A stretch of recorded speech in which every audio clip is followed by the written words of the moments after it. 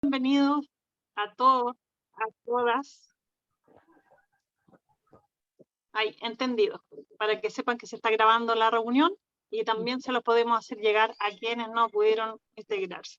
Así es que muy bienvenidos a todos los inscritos y las inscritas para la charla organizada conjuntamente con la Biblioteca Patrimonial de la Recoleta Dominica y la Asociación de Mujeres del Vino MUV, a quien represento en esta oportunidad. Cabe señalar que esta actividad se enmarca dentro de nuestros pilares como asociación que tienen relación con nuestro quehacer en torno a la difusión del vino chileno, la educación y la visibilización del trabajo de las mujeres en el ámbito del vino, tanto para nuestras actividades, tanto que son para nuestras asociadas como para el público abierto, siempre, hombres y mujeres, para que lo sepan. La historia de esta actividad comienza cuando llega a nuestras manos este interesante texto de Michel Lacoste Adunca, titulado El convento y el vino, la vitivinicultura en la Recoleta Dominica en el siglo XIX. Bueno, conjuntamente con la biblioteca pensamos que sería súper interesante visibilizar no tan solo el texto, sino que a la autora que nos pudiese contar un poquitito más y también poder unirlo con informar respecto a qué hace la biblioteca de la Recoleta Dominica y dar a conocer un poquitito más sobre el tremendo patrimonio que acoge, que muchas veces nosotros no conocemos. Pero antes de comenzar, quiero dar un muy especial agradecimiento a Fernanda Valenzuela por hacer posible esta actividad que han estado apoyando desde el inicio en todo, y gracias por su tremenda entrega constante también en el directorio MUV. Muchas gracias, Fer, en serio. Bueno, y también un agradecimiento a nuestra invitada, Raquel Abella López. Hola, Raquel, y a Michel Lacoste Adunca. Raquel Abella es historiadora del arte y máster en Museo y Patrimonio Histórico Artístico desde el 2016. Ha trabajado a cargo de custodiar vestigios patrimoniales en soporte y papel, realizando talleres, visitas guiadas, investigaciones, curatoría, labores de conservación y poniendo el patrimonio al alcance de la ciudadanía, que es lo que estamos haciendo ahora. Y por supuesto, directora de la Biblioteca Patrimonial Recoleta Dominica. Por eso era importante que ella estuviera aquí, junto también con Michel Lacoste, la investigadora, académica y autora del texto, quien está también hoy día para hacernos su presentación. Michel Lacoste Adunca es profesora de Historia en la Universidad Nacional de Cuyo, en Argentina, magíster en estudios internacionales en la Universidad de Santiago de Chile, cuya tesis fue reconocida con el premio Aníbal Pinto Santa Cruz a mejor tesis de Historia Económica de Chile, y actualmente es candidata a doctora en la Pontificia Universidad Católica de Chile. Ha dado clases en la Universidad San Sebastián, en la carrera de Ingeniería en Gestión, Expediciones y Ecoturismo, en la Universidad Católica de Chile, en la licenciatura en Historia, y en la Escuela de los Sentidos, en el programa de formación sensorial del Pisco. Sus temas de investigación han girado en torno a la historia económica de Latinoamérica y en especial los productos típicos y su circulación en el siglo XIX. Ha publicado numerosos artículos en revistas de España, Alemania, Argentina y Chile. Muchas gracias por estar aquí. Bueno, ahora que ya conocen a nuestras expertas, podemos de lleno iniciar nuestra charla, en la que queremos que sea un espacio abierto para todos, al conocimiento, pero también a la reflexión, por lo que queremos que ustedes nos hagan llegar todas sus preguntas y sus aportes, y que la hagan a través del chat en esta reunión, para que sea un poquitito más ordenado. Y si a mí se me escapa una pregunta, cualquier persona del panel de las que están aquí exponiendo también pueden leerla y responder la pregunta, así que siéntanse cómodas también si se escapa alguna preguntita que la vean interesante de comentar. También primero comenzaremos con la ponencia de Raquel en base a todo el patrimonio que posee la Biblioteca Patrimonial de la Recoleta Dominica, para luego ir de fondo más en las temáticas y la investigación de Michel en relación al texto y otras cosas también que por supuesto nos va a comentar. Muchas gracias. Bueno, para hacerles una pequeña entrada a lo que viene, para los que tuvimos la suerte de tener el texto en nuestras manos investigativo de Michel, no dejó de sorprendernos lo poco que sabemos sobre nuestra propia historia y nuestro propio entorno. Y con esto no me refiero tan solo a los temas abordados en los textos de Michel, sino que al mismo patrimonio que alberga la Biblioteca de la Recoleta Dominica, con los variados textos manuales de historia, de filosofía, de medicina, que obviamente después Raquel nos comentará un poquitito más.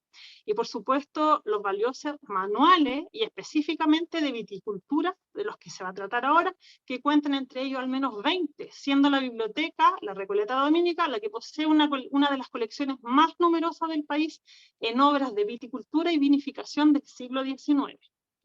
Entonces, para que entendamos y comprendamos la dimensión y la importancia que tienen estos textos.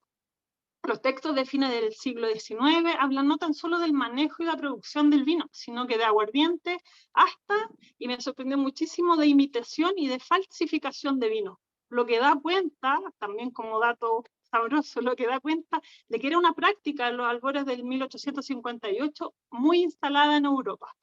Por otra parte, comentar lo poco también que sabemos sobre la relación entre la orden religiosa y la producción específica de vino. Si bien podemos saber cosas en términos generales, por ejemplo, que gracias a la dedicación de algunos monjes en monasterios, la observación que tenían en relación a la producción, por ejemplo, de un viñedo que se situaba en cierta ladera y tenía una producción mejor, con otra que se situaba en una ladera que tenía una distinta exposición al sol, digamos. Eso lo podemos saber en términos generales. O, por supuesto, que la cepa país es la primera que llega a Chile, traída por los jesuitas para el ritual de la misa, que luego se masifica y se vuelve la primera cepa por excelencia en Chile. Y eso lo digo en relación a los textos citados, porque aquí nos adentramos en qué se vehiculaba, en cómo se vehiculaba el conocimiento y la técnica, en particular como el tema del manejo y la conducción de viñedos para optimizar su producción. Todos estos manuales trataban estos temas. A través de estos manuales, también en su mayoría, que trataban las temáticas de la producción de distintos tipos de vino. También en su mayoría producido, editado por extranjeros. Así como se habla también de pasar de las vasijas de greda, como una recomendación, a las cubas de madera, porque en esa época ya se existía o se evidenciaba una cierta transición del proceso de producción del vino. Sorprende también saber que en un viñedo urbano, y quiero recalcar aquí también urbano, porque casi siempre nos remitimos, o por razones obvias, más al campo. Y también recalco urbano porque La Chimba, que es el barrio donde se sitúa la Recoleta Dominica, fue un muy importante centro comercial y de intercambio económico, productivo, donde se intercambiaban alimentos, vino, etcétera, y donde se encuentra hoy en día emplazada La Vega. Podemos ver que había una producción de vino y un viñedo que se insertaba en toda esta Recoleta Dominica, que es el convento, que se constituían como casi pequeñas ciudadelas, en donde había una capilla generalmente, habitaciones, habían los huertos de distintos cultivos, digamos, y las parras. En esa época, la Recoleta Dominica se ubica desde, obviamente, Recoleta hasta el Cerro San Cristóbal, para que tengamos una idea de la dimensión de esta pequeña ciudadela dentro de la ciudad que estaba al costado de este centro económico. Y ahí donde, según estos textos, se hacía chicha, chacolí, aguardiente, mosto y vino. Y no tan solo lo producían para el consumo, sino que también se comercializaba, logrando recaudar recursos suficientes como para mantener una construcción de un tamaño de la iglesia de la Recoleta Dominica, con esas imponentes columnas de mármol traídas especialmente de Italia, Carrara. Como dato, las columnas de mármol de Carrara que fueron traídas en barco a Chile para la iglesia son de columnas de una pieza única. Generalmente las columnas se componen de distintos bloques, o sea, para que dimensionemos el nivel de dinero y que se producía también. También es muy enriquecedor, por ejemplo, que en el texto que cita Michel de 1890, Alberto Bergoin, es un texto publicado en Santiago, donde habla de la comprensión de la imposibilidad de calcar o trasladar exactamente las formas de viticultura francesa a Chile, ya que debían considerarse las condiciones locales. Y esto aquí quiero también, para ir cerrando un poco la idea, esto es muy importante, ya que quiero especialmente destacar, a modo de reflexión más personal, que había una comprensión de que si bien se transmite una técnica, hay factores locales que pueden ser variados, tanto como los factores humanos, técnicos, ambientales, climáticos, que van a influenciar la producción. Por lo tanto, y quiero terminar con esto, entendamos que esta parte de la historia y de nuestro patrimonio que habla de una transmisión de conocimiento y de un saber hacer, también como parte de una simbiosis cultural y de una apropiación de algunos saberes y técnicas transmitidas, pero también de una interpretación de estas mismas y de la aplicación local de ese conocimiento, que por otra parte es un reconocimiento de que cada producto es hijo del territorio que lo alberga. Muchas gracias.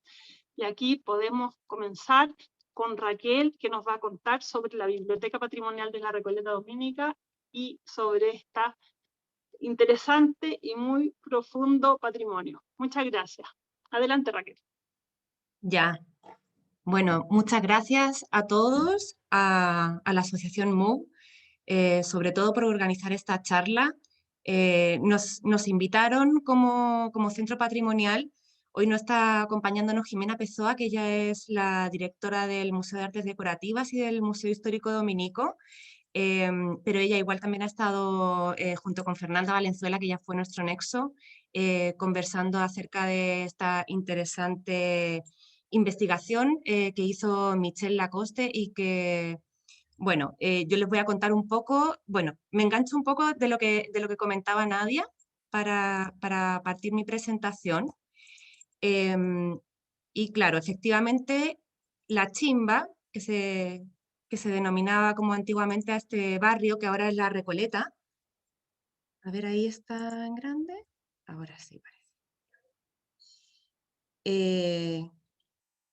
Bueno, esto es para mostrarles un poco el lugar donde se ubica la biblioteca. Se ubica en el primer patio de este convento, que era la Recoleta Dominica, antiguamente. Tiene a un lado, por supuesto, y como mencionaba Nadia, esta iglesia, que es una de las iglesias además más ricas en cuanto a la materialidad que contiene de Santiago. Así que la vida común de este lugar era, bueno, transitaban entre huertos, todo el espacio del Cerro San Cristóbal, que ahora lo veremos en una foto. Y en el fondo, claro, este era como el lugar de recogimiento, que eso es lo que significa precisamente Recoleta.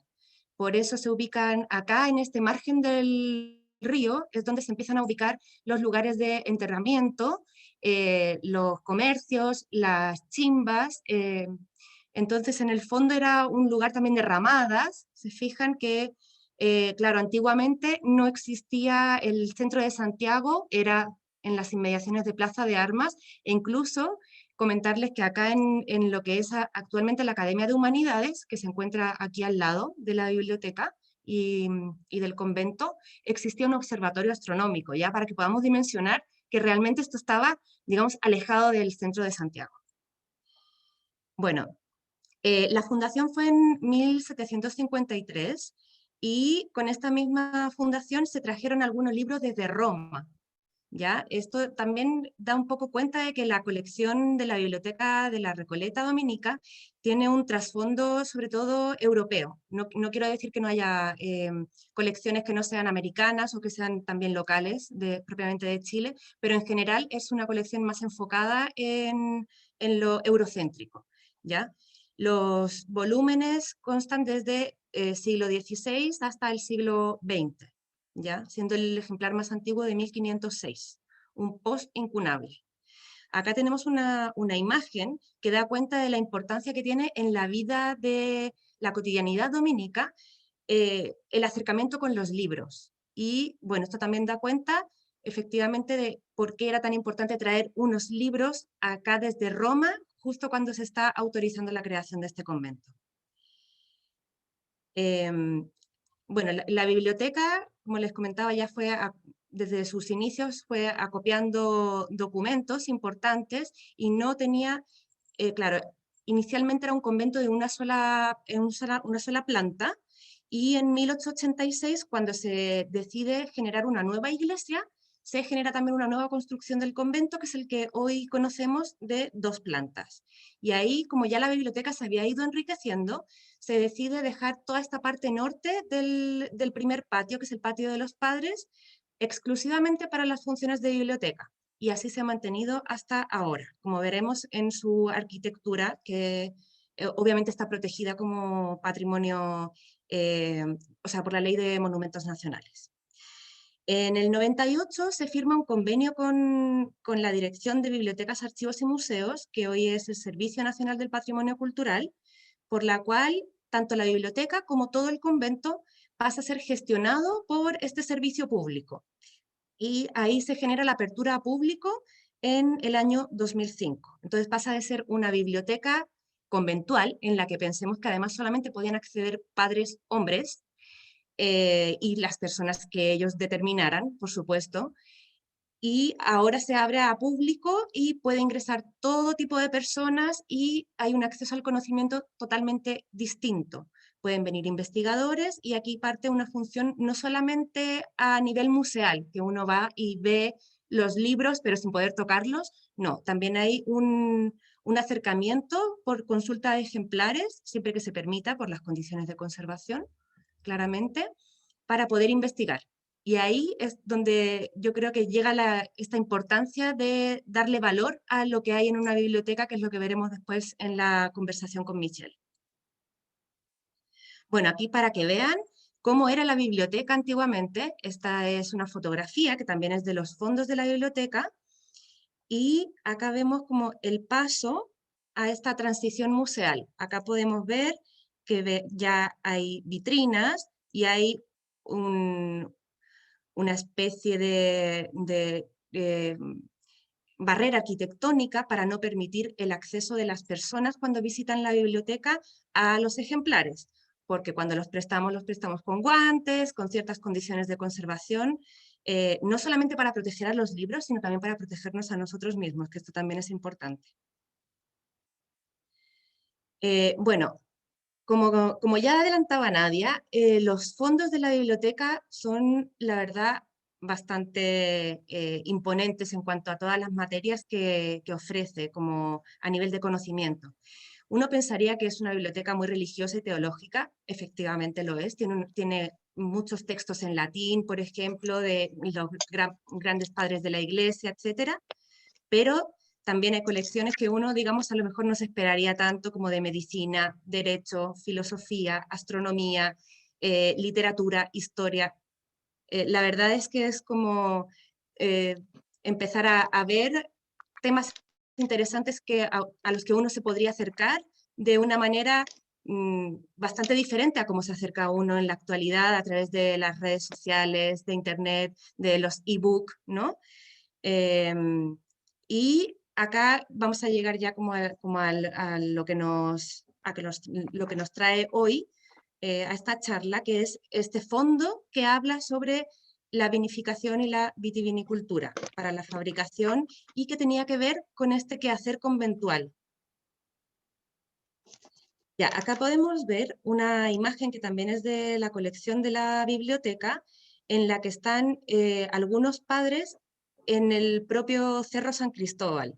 Ya esto, efectivamente, todos los terrenos que se donaron a los dominicos en este sector de la Recoleta llegaban hasta el cerro.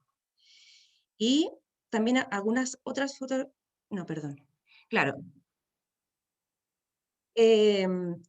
Me parecía interesante destacar, antes de pasar al otro tema, que estos objetos materiales que nosotros ahora vemos a modo de libros, ahora efectivamente son patrimonio material, mueble, que son libros, efectivamente, pero también tienen una parte muy importante de patrimonio inmaterial y ha sido relevado en algunos estudios como el de Constanza Andrea Carreño Arias, que a mí me ha resultado bastante llamativo, que habla sobre el patrimonio, el vino como patrimonio inmaterial de Chile.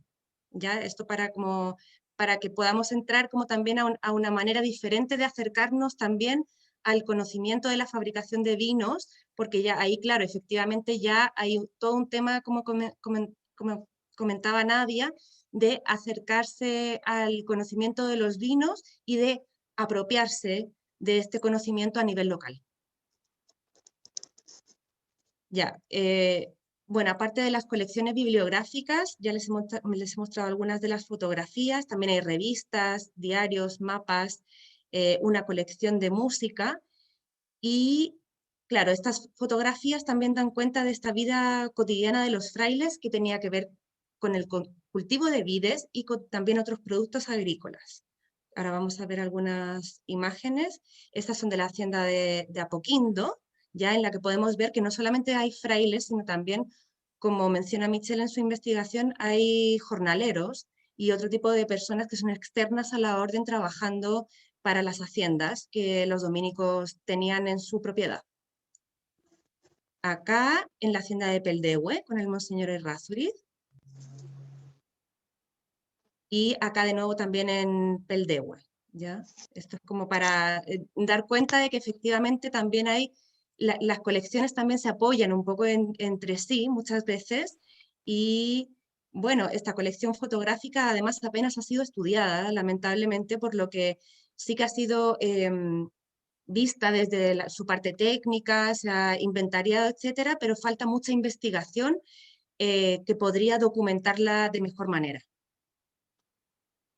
Bueno, como a nivel de misión, bueno, es obviamente poner a relevar este acervo bibliográfico y documental que se posee a través del estudio, conservación, difusión y generando instancias de apreciación significativas, ¿ya? Tanto en la comunidad como en los investigadores, por esta dualidad de biblioteca y de museo al mismo tiempo.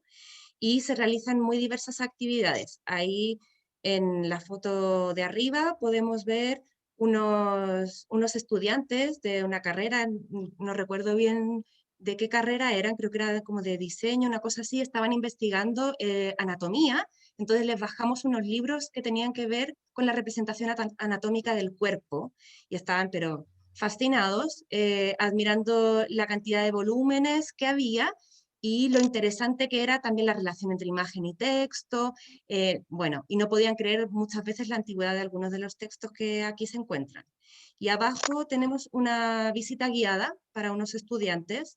Ahora, por motivos obvios, estamos bastante restringidos a ese respecto, pero ojalá podamos continuar con eso porque la verdad es creemos que es muy importante relevar el patrimonio a nivel educativo también.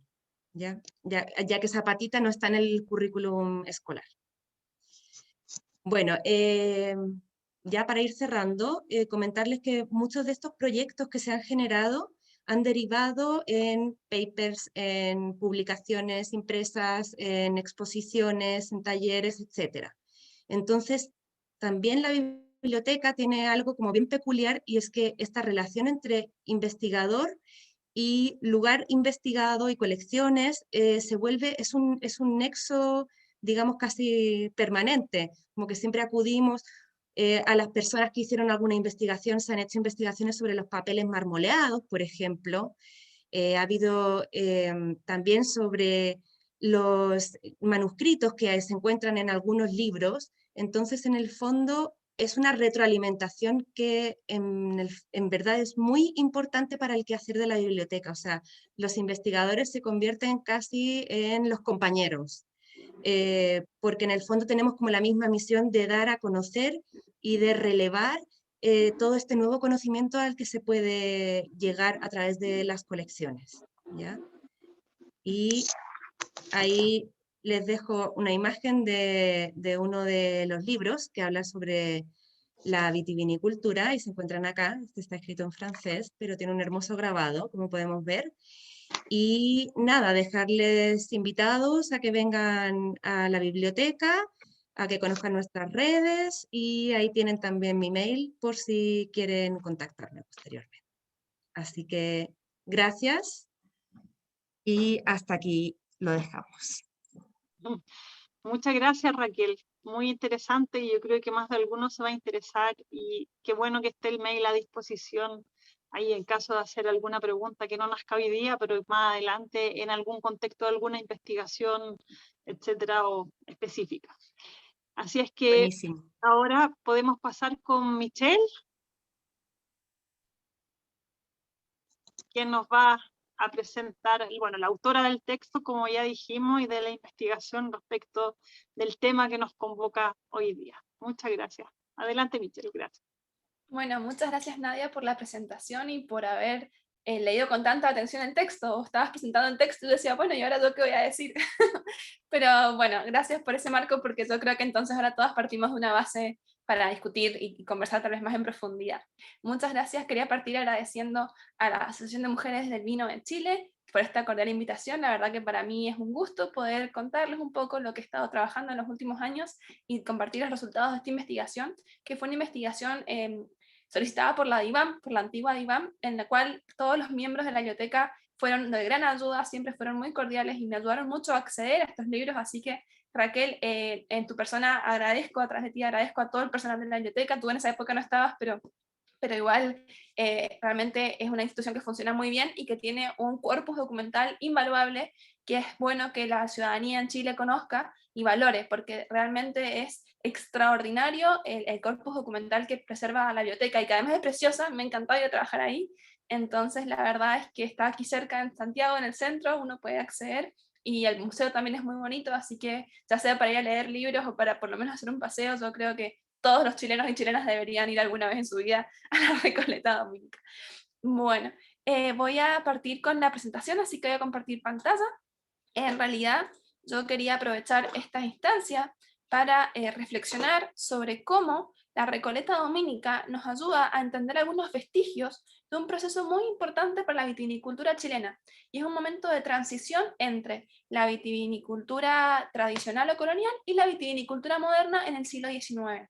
Entonces, ese acercamiento lo vamos a hacer a través de dos aspectos, que uno es el teórico y el otro es el práctico. Así más o menos fue como organicé y estructuré esta investigación hace un par de años. ¿Por qué digo que este tema de la transición de la vitivinicultura, del paradigma vitivinícola en Chile, puede estudiarse a partir de lo que sucedió en la Recoleta Dominica?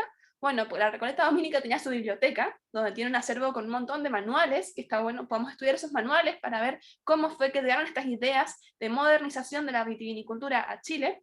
Pero, o sea que por eso tiene un aspecto teórico importante, pero además la Recoleta Dominica también tenía entre sus principales actividades económicas para sostener la tarea de la orden, la vitivinicultura. Y lo bueno es que los monjes que estaban llevando a cabo y administrando la Recoleta Dominica y sus propiedades fueron muy rápidos en intentar ocupar algunas innovaciones que proponían estos mismos manuales que ellos tenían en su biblioteca. O sea que tenemos un caso práctico de aplicación de esta teoría que llegaba muchas veces de Europa en sus propios viñedos. Y lo bueno es que el archivo de la Biblioteca Dominica preserva los libros de cuentas, donde uno puede ver, registrar los gastos, las entradas día por día del convento de la Recoleta Dominica y también de la hacienda de Pellegua y la hacienda de Apoquindo, que eran los principales espacios de producción económica para sostener justamente el convento. Entonces esto nos permite ver, por ejemplo, en dónde invertían las ganancias, cuánta ganancia había a partir de la venta del vino o del mosto o de la chicha o del chacolí. Nos permiten ver las innovaciones técnicas que van generando a lo largo de los años. Entonces, por el tema de estas fuentes nos permite acceder a un mundo que ya está perdido, que ya es la vitivinicultura colonial o tradicional en Chile, que en realidad solamente podemos encontrarlo en algunas islas de la sexta región, por ejemplo, donde siguen elaborando aguardiente con métodos tradicionales, que conozco, por eso los menciono, pero en realidad es una historia, una vitivinicultura que se quedó en el pasado porque fue renovada, ¿verdad?, por el nuevo modelo francés, vitivinícola francés. Pero podemos acceder gracias a estas fuentes y es lo que quería invitarlos a hacer en estos minutos que tenemos para compartir. En realidad, claro, pensando en que tal vez no todos tenemos claras algunas de las bases del desarrollo de la vitivinicultura en América y en Chile, pensé hacer una pequeña introducción histórica sobre por qué se desarrolla la vitivinicultura en América, y tal vez esto lo sabemos todos, pero en realidad no está de más recordarlo, y es que casi como muy bien dijo Nadia, la vitivinicultura llega de la mano de la Iglesia Católica a América, porque justamente el vino es una parte fundamental de la celebración de la misa, pero no es solamente por eso que llega y se expande tanto la vitivinicultura, sino también porque responde a los usos y costumbres de las personas que llegan a colonizar. O sea, en sus gustos, para que un español estuviera en América y estuviera contento y se quedara, tenía que poder acceder a la comida que comía cuando estaba en España y a la bebida que bebía cuando estaba en España. Así como yo aquí en Chile necesito poder tomar un mate y tener yerba o tomar un fernet con Coca-Cola, bueno, las personas que venían y que trasladaban su vida y su experiencia cotidiana a América necesitaban poder conservar algunos alimentos de su dieta. Entonces por eso es que se expande, por ejemplo, el cultivo del trigo en América, que no era autóctono en América, también el tema de la ganadería, y o sea, la ganadería de las vacas, los cerdos, las gallinas, y también llega la uva. Entonces está bueno que, si bien claro, esta ponencia o esta charla va a estar centrada en los vínculos con la iglesia, recordemos que va más allá del uso para la iglesia el tema del vino. Pero como la conquista está justificada por la necesidad de evangelizar y de expandir la fe católica por el mundo, lógicamente esto le va a dar a la producción vitivinícola el favor del rey, porque en realidad era necesario poder tener vino para celebrar las misas. Lo que pasa es que, bueno, en Europa, en España, igual hubo mucho lobby de los productores de vino que decían, no, tenemos que prohibir la producción de vino en América porque en realidad están haciendo competencia. Entonces, esto se intentó hacer, pero era tan caro traer el vino desde España, en esa época donde la navegación era a vela, había muchos riesgos para atravesar el océano Atlántico trayendo vino, que se encarecía mucho. Tanto que el Inca Garcilaso de la Vega llega a decir que en Cusco una arroba de vino español valía 1,5 kilos de oro, o sea, el equivalente a 1,5 kilos de oro. Por lo tanto, evidentemente era inaccesible para la mayor parte de la población. Entonces eso llevó a que en América del Sur, sobre todo, se fueran generando algunos polos de producción vitivinícola que estuvieron ubicados en la región de Cuyo, que en esa época pertenecía a la Capitanía General de Chile, también al Chile Central y al sur de Perú. Estos polos vitivinícolas van a generar una vitivinicultura de gran calidad que va a ser reconocida por su calidad y sus características específicas en diferentes puertos del territorio. Bueno, bien, tenemos esta vitivinicultura que llega a Chile desde las primeras épocas de la conquista, pero que viene de la mano de la iglesia. Y de la iglesia en general es verdad, de hecho sabemos que la iglesia está en América desde los primeros momentos de la conquista española, de hecho incluso la orden dominica va a estar en América desde los primeros momentos. El mismo Cristóbal Colón mandó a construir el primer convento de la orden dominica en Santo Domingo, porque la vocación de la orden de los dominicos es la predicación. Y si lo que estamos buscando con la conquista de América es expandir la fe católica, necesitamos predicadores, y por lo tanto necesitamos que hayan predicadores desde el año 1494. O sea, apenas llega Colón, empiezan a expandir, a instalarse la orden de los dominicos en América, y a Chile van a llegar en el año 1551. Como llegan muy tempranamente, estos dominicos van a estar muy asociados a las guerras de Arauco, porque están intentando justamente evangelizar también a las poblaciones del sur o a los mapuches actuales, y van a haber muchos mártires. En reconocimiento al aporte de la orden dominica a este proceso de evangelización y colonización, es que Rodrigo de Quiroga e Inés de Suárez, la Inés del alma mía, que tal vez les suene, ejecutando el testamento de Pedro de Valdivia, van a otorgarle a la orden de los predicadores los actuales territorios que ocupa la Recoleta Dominica, en el Cerro Blanco y hasta los bases del Cerro San Cristóbal. Este terreno en realidad no va a ser construido hasta mucho después, como dijo Raquel, con la fundación de la Recoleta en el año 1753. Pero creo que también es importante que nos detengamos en ver qué es una Recoleta, porque claro, hablamos de la Recoleta y tal vez nos suena Recoleta por la comuna de Recoleta o porque sabemos que la Recoleta se llama Recoleta, pero ¿qué es una Recoleta? Una Recoleta es un convento de recolección, es decir, donde los monjes hacen vida en común y observan una estricta disciplina, que es muy importante para garantizar la ortodoxia de la fe, que era uno de los mandatos centrales de esta orden desde el principio, desde la fundación de la orden en el siglo XIII. Entonces, bueno, la Recoleta se funda para que estos monjes estén separados de la vida mundana o secular y se dediquen a seguir la estricta disciplina y a orar por las almas de todas las personas que habitan, bueno, en Chile y en América y en el mundo, ¿verdad? Entonces, la Recoleta se funda por esta necesidad de asegurar que se observe mejor la disciplina entre los monjes de la orden.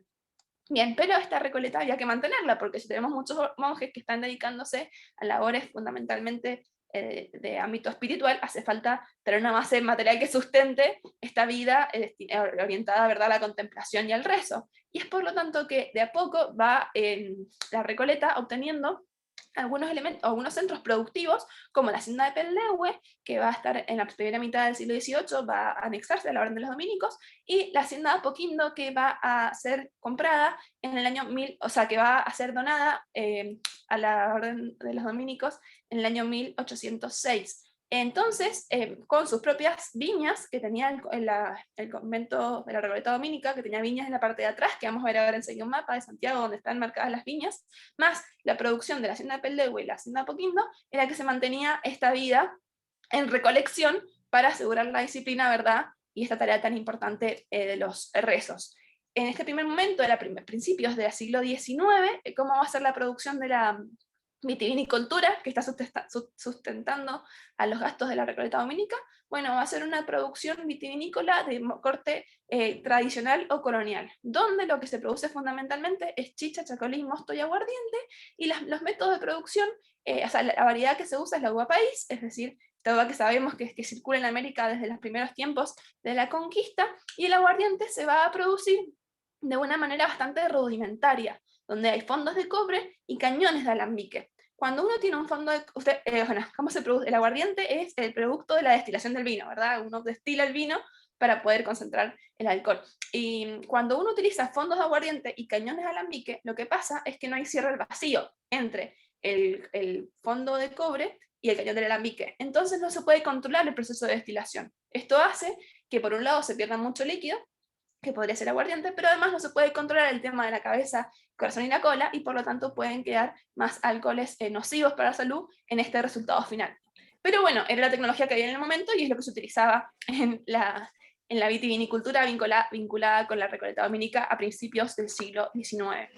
Por otro lado, como dijo Raquel, la Recoleta tenía contratados jornaleros y peones que estaban dedicados exclusivamente o especialmente a tareas vinculadas con la vitivinicultura, pero también tenía algunos artesanos especializados, como por ejemplo los podadores, que trabajaban en la época de la poda, en agosto y septiembre. La cosecha se hacía con los mismos peones o jornaleros de la Recoleta, que tenían un poco más de sueldo en la época de cosecha, pero sí eran especializados los podadores, porque claro que es una tarea que requiere más conocimiento técnico. Bueno, aquí les quiero mostrar el mapa. Este mapa es del año 1841 en Santiago, y si se fijan donde está la Rosa de los Vientos, corresponde al actual lugar del Cerro San Cristóbal.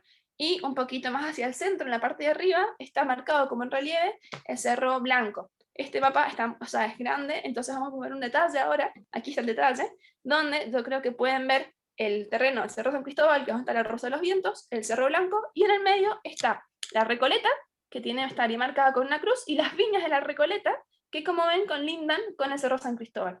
La Recoleta sigue estando en el mismo lugar, pero claro, ya esas viñas han sido urbanizadas y no se conservan lamentablemente, como nos comentó Raquel alguna vez, hace poco se perdieron mucho de esos instrumentos, o sea, esos resabiosos materiales de esta vitivinicultura antigua, pero bueno, sabemos por el mapa que ahí estaban las viñas y que en estas viñas fue donde se implementaron algunas de las innovaciones que los monjes de la Recoleta quisieron llevar a cabo a partir de la lectura de los libros que vamos a analizar en un ratito. Bueno, entonces, ¿cuáles son algunas de las innovaciones técnicas que pudimos detectar en la vitivinicultura de la Recoleta Dominica? Por un lado, el tema de los toneles. José del Pozo, que escribió la historia de la vitivinicultura en Chile y es como el canon en la historia de la vitivinicultura en Chile, dice que los toneles se empiezan a usar tardíamente en Chile, en el año alrededor en la década de 1830. Pero en los registros de los libros de cuentas de la Recoleta Dominica podemos encontrar que hay toneleros contratados en 1816. Por lo tanto, estamos retrocediendo 15 años la fecha en que empiezan a utilizarse toneles en Chile. Es verdad que este tonelero en realidad es un caso aislado, no está todavía, las bodegas de la Recoleta y de la hacienda de Pellegüe y de Apoquindo no están todavía llenas de toneles, pero ya tenemos algún avance, por lo menos limitado, en esta innovación. Igual que en el año 23 también se compran llaves de toneles. Entonces aquí tenemos como algunos elementos aislados. La gran innovación va a venir después de 1840, que es cuando va a estar ya el primer manual de vitivinicultura de Bustamante, por lo menos en circulación. ¿Qué tenemos? El tema de los alambiques que les comentaba antes. En 1847 se compró el primer alambique rosca en la Recoleta. Y este alambique rosca es importante, ¿por qué? Porque logra evitar esta pérdida de vapores cuando uno empieza a calentar el vino en el fondo de cobre. Entonces tenemos una gran inversión. ¿Y cómo podemos hacer para pensar, para dimensionar lo que significó esta innovación de comprar el alambique a rosca? Bueno, este alambique a rosca salió 207 pesos. Y para que tengamos una idea, 36 litros de chacolí salían 0,75 pesos. O sea, ni siquiera un peso, eran 36 litros de chacolí. Y un solo alambique salía 207 pesos. O sea, es realmente una inversión muy grande que se hace en tecnología para empezar a adaptarse a este nuevo paradigma. No hemos encontrado este tipo de inversiones en otras bodegas. O sea, tal vez las haya, yo no las conozco, pero la verdad es que podemos ver que por la fecha tan temprana estamos viendo que realmente es un centro de innovación vinculado con la vitivinicultura. Y claro, la verdad es que si nos llama la atención esta compra del alambique por 207 pesos en el 47, mucho más llamativa es la inversión en cubas en el año 1851 por 1.500 pesos. Acá vemos que realmente es una inversión muy, muy grande.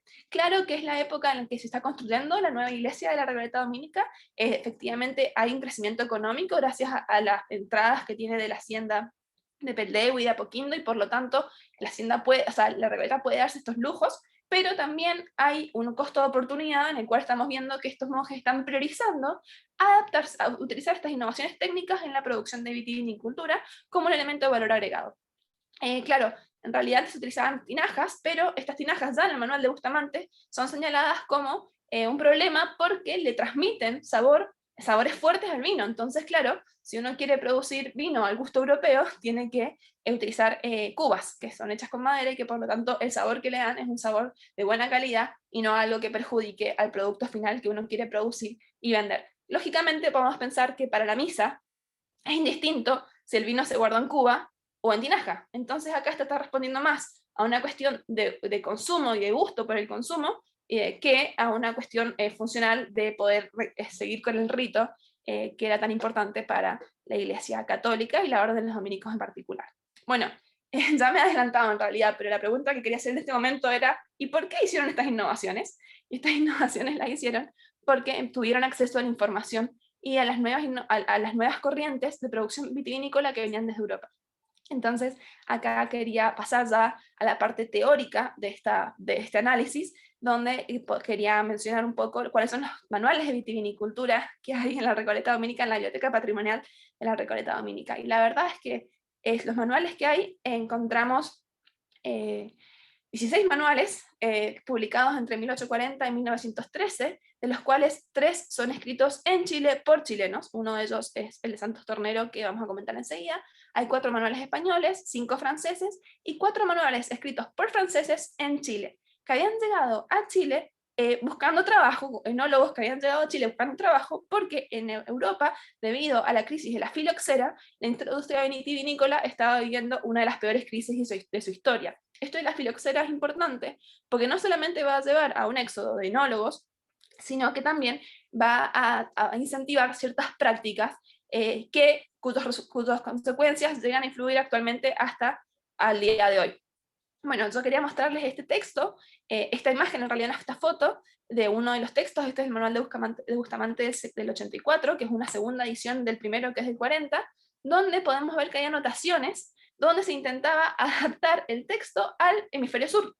Porque, claro, lógicamente este manual escrito en España estaba poniendo los meses de acuerdo al calendario de la vitivinicultura de España, o sea, del hemisferio norte. Entonces dan vuelta o sea, indican en qué mes tendría que considerarse adaptándolo al hemisferio sur. Esto nos muestra que efectivamente son textos que son leídos, que hay alguien que está prestando atención y que considera que es información importante que aplicar, porque si no, no se tomaría el trabajo de adaptarlo al calendario del sur, ¿verdad? Bueno, uno de los elementos que consideré que era interesante destacar era justamente esto de las prácticas de falsificación y adulteración. Y esto nos lleva una vez más al tema de la filoxera. La crisis de la filoxera en Europa llevó a que se perdiera, a que se bajara más de un 60% la producción de vino. O sea, la filoxera es un hongo que lleva, bueno, ustedes saben mejor que yo, lógicamente, a que afecta a las vides y baja mucho la productividad de las vides, ¿verdad? Entonces, como se bajó mucho la productividad de las viñas, pero el mercado seguía queriendo comprar vinos europeos, en realidad lo que empezó fue una fuerte práctica de falsificación. Y esta falsificación era tan normalizada que incluso los manuales dan indicaciones o recetas sobre cómo falsificar. Y es muy llamativo porque, por ejemplo, el texto este de Bustamante, el arte de hacer vinos, del 84, da una receta para hacer vino artificial. Dice, bueno, si usted tiene agua, azúcar y cualquier fruta, puede hacer vino artificial. Después dice que cualquier vino es legítimo si tiene aunque sea un poco de uva. O sea, un vino hecho con orujo y agua y azúcar es legítimo, porque en realidad si tiene un poquito de uva ya es legítimo. Claro, esto es alguien pensando en un contexto donde realmente escasea mucho la uva, pero hay un mercado que quiere consumir vino.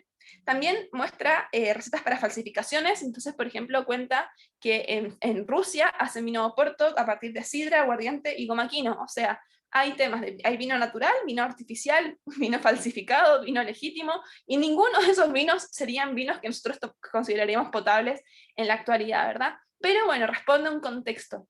Y estas prácticas de falsificación y adulteración afectaron también a la industria local y afectaron, lógicamente, llegaron a Chile. Si bien la filoxera no llegó a Chile, sí llegaron estas prácticas de falsificación y adulteración que fueron primero implementadas desde Europa, pero que luego fueron reproducidas aquí, y eso explica también, por ejemplo, la producción local de coñac o de champán, que ahora nos tiene con problemas con la Unión Europea, ¿verdad? Y los tratados de denominación de origen y los tratados de libre comercio. Pero bueno, viene esta época en que desde los mismos europeos impulsaban la elaboración de estas falsificaciones. Y la cuestión es que tenemos este anuncio de los vinos de la Recoleta Dominica del año 1907, donde se anuncia que los vinos de la Recoleta Dominica son absolutamente de uva. Es decir, si tienen que destacar que son realmente vinos absolutamente de uva, es porque la práctica general en Chile en la época es de estos vinos falsificados o incluso artificiales donde no había nada de uva. Esta imagen la encontramos de casualidad en realidad, porque está en un negocio, en un restaurante en Santiago, y la encontramos y sacamos una foto porque nos servía para análisis, pero fue una de esas serendipias afortunadas donde uno encuentra algo y que es muy significativo para la investigación. Aquí hay un detalle del anuncio, que finalmente es un almanaque, donde muestra este tema de que el vino es de uva. Pero igual aquí hay una paradoja, porque mientras dice que es un producto garantido absolutamente de uva, dice que se produce Oporto añejo. Y la verdad es que sabemos que el Oporto solamente se podría producir en la ciudad de Oporto, en Portugal. Entonces, si están produciendo Oporto añejo, igual están llevando a cabo falsificaciones, aunque sean productos absolutamente de uva. Entonces, aquí quería mostrarles también bueno, se me cortó el cuadro, pero en el artículo que está a disposición en internet, está este cuadro donde comparamos la colección de manuales de vitivinicultura que conserva la Recoleta Dominica, la Biblioteca de la Recoleta Dominica, con las otras bibliotecas de Chile, y las bibliotecas más importantes, la Universidad de Chile, la Universidad Católica, incluso la Biblioteca Nacional. Y lo que podemos ver es que ninguna tiene tantos manuales de vitivinicultura como la Recoleta Dominica. Y es verdad que la Recoleta Dominica tenía una biblioteca que se caracterizaba por tener una gran calidad y por tener una gran cantidad de libros y de ejemplares antiguos y incunables, pero eso no explica que sea tan amplia y tan completa la colección de manuales de vitivinicultura. Y en realidad yo creo que esto responde sí a un interés genuino por mejorar la calidad de los productos y mejorar también la posibilidad de insertarse en estos mercados crecientes de consumo de vino de calidad que estaban desarrollándose en Chile después de esta transición al paradigma francés. Y por lo tanto es que proponíamos que realmente es un buen caso de estudio para ver estas transformaciones estructurales en la industria del vino en Chile, ver el caso de la Recoleta Dominica. Y con eso terminamos. Muchísimas gracias, Michelle. Muy, pero muy, muy interesante. Espero que todo el resto se haya interesado y se haya apasionado y quiera saber mucho más cómo nos pasó. Los que ya leímos el texto, les voy a dejar el texto en el chat de la reunión. Ahí está el link de la Biblioteca Dominica con el artículo de Michelle, así es que todos lo pueden leer. Y así es que quedan dos invitaciones para la lectura del texto y también para que puedan visitar la biblioteca. si no quieren, Raquel, Michelle, cerrar con algunas palabras, y si no hay más preguntas de los asistentes o algún comentario. Fernanda, que estuviste aquí involucrada directamente. Voy a hacerla por micrófono, Nadia, a esta altura. Me demoro más en escribir. Bueno, realmente Michelle, Raquel, a ambas, un enorme agradecimiento por haber enganchado con esta idea, porque a veces uno vive al lado de donde la historia se escribió y donde se vivió, y a veces incluso se cruza con personas que conocen pedacitos de rompecabezas, ¿no? de esa historia. Y para nosotros en el vino, la gente que nos dedicamos al vino, sobre todo a nosotras en la asociación, pero más bien a todos a quienes tocamos al vino de algún lado, sentimos que esas piecitas nos van dando más sentido, nos van dando una explicación o nos van dando motivación para seguir. Entonces, yo quisiera hacerte una pregunta. Hay un audio. Michelle, quisiera hacerte una pregunta. Tú que ya hiciste una investigación ahí, ¿qué otras potenciales ramas de investigación ves que pueden hacerse a partir de lo que tú hiciste? Y porque nos puedes dar ahí algunas ideas y sugerencias que quizás alguien hoy día las agarre. Sí, la verdad es que además de la biblioteca está el archivo de la Recoleta Dominica, al cual yo no tuve acceso. O sea, en realidad tuve un acceso muy limitado, pero yo creo que ahí se conserva una gran cantidad de fuentes para estudiar la historia colonial de Chile. Recordemos que la Recoleta Dominica fue un lugar importante incluso para el periodo de independencia, protegiendo realistas o patriotas en diferentes momentos de las guerras de la independencia. Entonces ahí para estudiar la historia del periodo de la Reconquista, de la Patria Vieja, la Patria Nueva, yo creo que hay muchas fuentes. Espero que se pueda facilitar un poco el acceso para los investigadores e investigadoras, porque cuando yo estaba haciendo la investigación fue muy difícil poder acceder al archivo, pero yo creo que ahí realmente hay material para hacer historia de la medicina en Chile colonial, hay elementos para hacer historia de la iglesia, hay elementos para hacer historia incluso de la educación, porque recordemos que la orden de los predicadores es una orden profundamente orientada hacia la educación. Entonces, bueno, creo que Miguel de Caros está trabajando un poco el tema de la Recoleta Dominica con la educación, pero bueno, hay mucho para hacer ahí también. Así que creo que alguna vez, bueno, Raquel nos comentó de otras áreas que tal vez puede ella ahondar más, creo que como la magia, que también hay temas para estudiar. Así es, Raquel. ¿Algún texto que nos invites o invites a algunos investigadores que anden por ahí que puedan interesarse? Bueno, la verdad es que es difícil como decantarse por algún texto así como en concreto, pero como les comentaba, bueno, ahora mismo estamos con dos proyectos Fondart. Uno tiene que ver con las ilustraciones de animales, y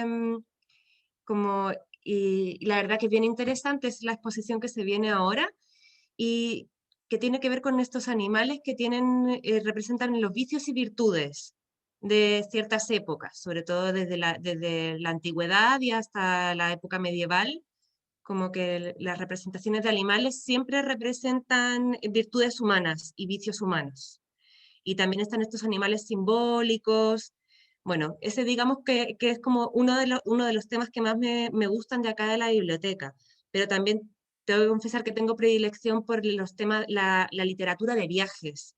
Creo que es bien interesante ese tema y que está poco explorado acá también, dentro de la biblioteca, pero la verdad es que como les comentaba yo el otro día en la reunión que tuvimos previa, hay hasta manuales de homeopatía, que uno pensaría que la homeopatía es un tema como muy de ahora, y claro, uno va y mira los años de creación de algunos textos y se da cuenta de que no. Así que la verdad que hay muchísimo material, pero desde acá, desde la biblioteca, también yo he solicitado acceso al archivo, al igual que Michelle, y es bien complejo porque, claro, acá custodiamos, no les he mencionado como de los fondos bibliográficos que hay para no como extenderme tanto, pero incluso los libros que había en el convento de Santo Domingo pasaron acá. O sea, no solamente está la colección de la Recoleta Dominica, sino también esa colección y las de las casas de provincias, que, bueno, como ahora el auge de los dominicos no es el mismo que había hace unos siglos atrás, obviamente, bueno, esta institución fue la custodia de todas esas colecciones bibliográficas. Entonces, la verdad que igual a mí y a varias personas que hemos pasado por acá, Carolina Nahuelhual, que tú seguro, Michelle, la conociste, y le mando un saludo desde acá. Claro, nos resulta bien como difícil saber en qué contexto llegaron los libros si no tenemos la información del archivo, porque es la que da cuenta de este libro ingresó en tal fecha, costó tanto dinero. Te fijas que ahí podríamos como tirar del hilo de el comercio de libros, porque por ejemplo en algunos libros ha pasado que nos hemos encontrado encuadernado en Argentina, ponte tú, no, en Montevideo, perdón, encuadernado en Montevideo, pero el libro adentro, o sea, la información textual, lo que indica la portada, es que está publicado en Barcelona. Entonces muchas veces también llegaban los libros sin encuadernar. ¿Cachai? Como que en el fondo hay demasiados temas de investigación que podrían resultar interesantes y que serían capaces de abordarse desde estas colecciones. Lo que pasa es que hay que entrar y tirar del hilo. O sea, no es una tarea fácil y menos con un volumen de 110.000 ejemplares. Pero sí hay Enorme, muchos temas. enorme. Sí, qué interesante. Así es que, bueno, están todos invitados a ahondar, a conocer también la arquitectura del convento, a conocer el espacio que lo habita, que está todavía ahí vigente y visitable. Así es que muchas gracias, Michelle, por el apasionante texto que nos voló a muchos la cabeza y nos dieron ganas de seguir leyendo más. Esperemos que sigamos con esta alianza con la Dirección Nacional de Patrimonio y seguir haciendo cosas que estén al alcance de todos para la difusión y la educación en torno a nuestro patrimonio. Así es que muchas gracias. Gracias a todas las chicas MOVE, a nuestras asociadas que están presentes, a Caro que estuvo acá de administradora también de la sesión. Así que gracias a todos por colaborar, por su apoyo y nos seguimos viendo y a todos por interesarse. Así es que, y ahí están los textos. Raquel también envió el texto que ella nombró en relación al patrimonio inmaterial. Así que van los dos textos, no pueden decir que no tienen acceso a ellos. Así es que eso. Muchas gracias a todos. Chao, chao. Muchas gracias, Nadia. muchas gracias. Ya, gracias. chao, Hermosa gracias. presentación. Gracias. Estaba súper entretenido. Muchas gracias. Gracias. Genial, muchas gracias Chao. Michelle, muchas gracias Raquel y Nadia, y a las chicas por la oportunidad. Gracias. Gracias, Gracias. un Gracias, chicos. abrazo, Claudia, Mario. Chao. Gracias. Abrazo. Gracias.